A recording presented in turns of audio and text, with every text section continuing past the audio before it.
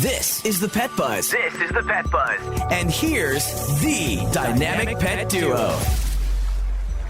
Well, you know, January is Walk Your Dog Month. Get up off that sofa, get moving, and don't let those sub-zero winter temperatures drag you down. Dogs need plenty of exercise throughout the year, and the best way to keep them active in the winter is to take them for a regular walk. But it's also important to note that you must be aware that pet owners and service providers can, in fact, injure themselves when walking dogs, especially our senior dog owners. And actually, that's what our next guest is going to talk about. Joining us today is Dr. Ahn. Dr. Ahn is a professor and associate chair for education in the Department of Orthopedic Surgery at the University of Michigan Health System, who has specialized in caring for those who have sustained orthopedic trauma and those in need of fracture repair. When he conducted the research that we're going to discuss today, he was an orthopedic surgeon and assistant professor of orthopedic surgery at the Hospital of the University of Pennsylvania in Philadelphia. So, Dr. Ahn, welcome to the Pet Buzz. Thank you. So I'm curious, Dr. Ahn, what prompted you to study bone fractures in seniors when walking dogs? Sure. Part of that was that in general, I'm a very curious person. And my day-to-day job is to take care of patients with bone fractures. And when I notice patterns, when I see particular patients that, for instance, get in a car crash or get in a particular type of car crash, or they have a particular type of athletic activity that leads to an injury, that leads to a fracture, then I get curious and I start studying them. And I noticed that in our community, there were a number of patients who seemingly were doing something very benign, like walking their dog. But even as a result of a good activity like that, they ended up sustaining an injury, getting admitted to the hospital, and having a fracture that needed to be surgically repaired. Yeah, okay, so you started seeing patterns and they happened to be with dog walking. So talk to us a little bit about how your research was conducted. Sure. So once you get that curiosity, one important thing to do is to have a team, even if it's a small team, to make sure that you have all the bases covered. At this time, I was working with a resident, and in order to be an orthopedic surgeon, you have to go through medical school and through residency. I'm sorry, a medical student. We have to go through medical school and a residency to become a surgeon. And a very motivated medical student wanted to do research with me. And at the same time, there was also a very curious high school student in the community that wanted to do research. And as we talked about the various types of fractures that we had seen, one topic came up as something that we thought would be good to look into and to basically report back to the community.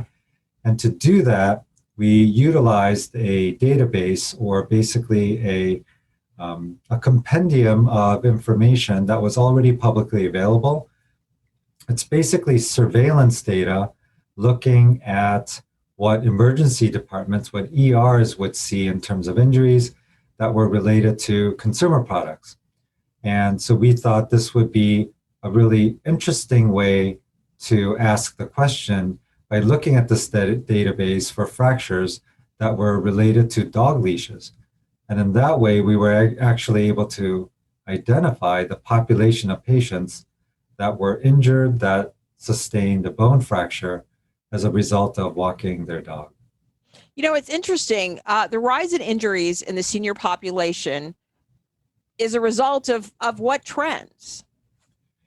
Yeah, so there are a number of trends and reasons we believe that the actual number of fractures in senior people of the community has been increasing. Mm-hmm. One of the reasons that we believe this is that, number one, the baby boomers are getting older, and there are many baby boomers. And many. Yes. And so just the number of people that can fracture has gone up over time. But interestingly, if you look at, let's say, maybe about a decade and a half ago or so, because our medical treatments and our prevention measures for fractures had improved, if you look at the actual individual risk. What's the chance that a particular person would get a fracture? When you looked at that number was going down for an individual. But because the elderly population overall was growing, the number of fractures that we saw were increasing over time. I think it's also interesting because you have pet ownership on the rise, especially with various organizations pushing seniors to have pets because it's great for them to have companionship. It's great for them to talk to. And also, seniors now are encouraged not to sit back in the rocker like they used to, but to get out and get some exercise. So I think those are probably trends that really motivated the seniors going out and unfortunately having accidents. But, I think those are all good things. Absolutely. So I'm curious in terms of your research, what injuries were most likely seen? Yeah, the single most frequent fracture, unfortunately, was the hip fracture. Ooh. Taking a step back, the greatest type of injury were to the upper extremities.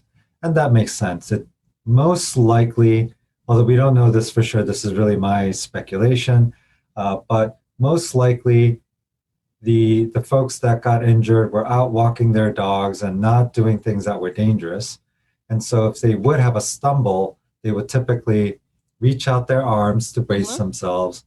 And that's why we would hypothesize that the most frequent type of injury overall would be to the upper extremities. Right, but like when a you break look at in an any arm. single, Like a break to the yes, arm. exactly. Okay.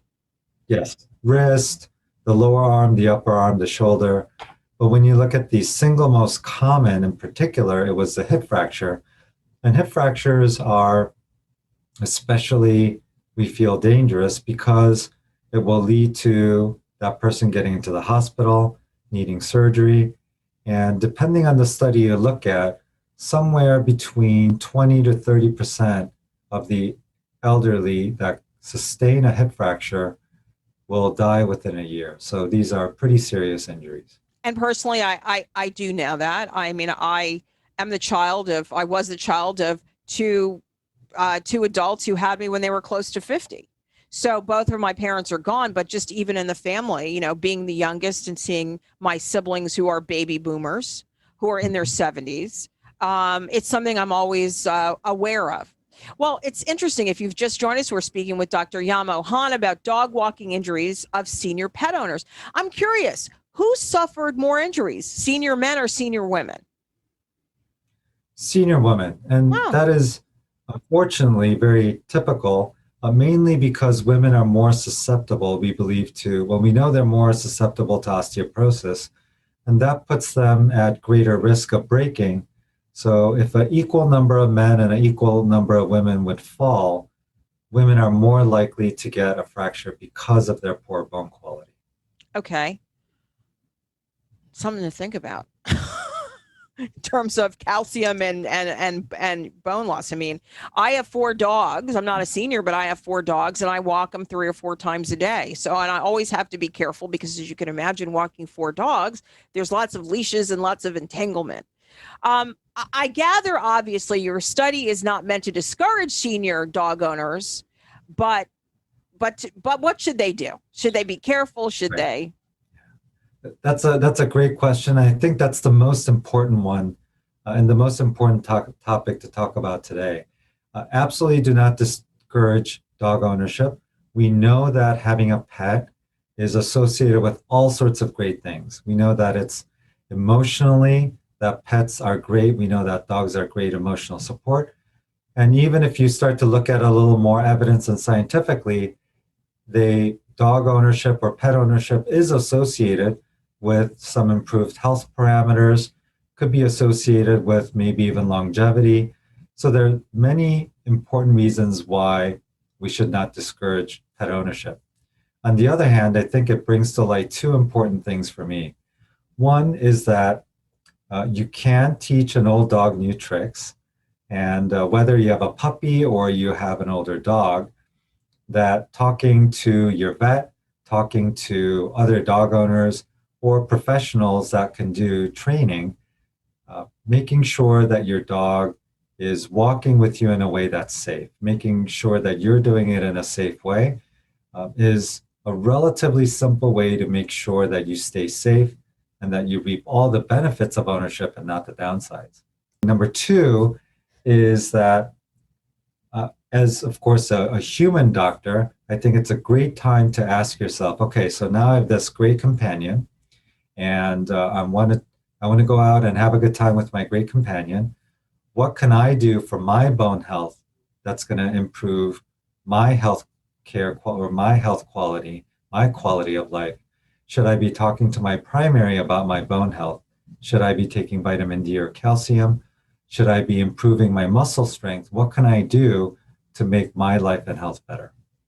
And I think that really applies to not only seniors, but to all people in general, because we all are getting older. And, we see a lot of people who are getting dogs in their 30s, 40s, 50s.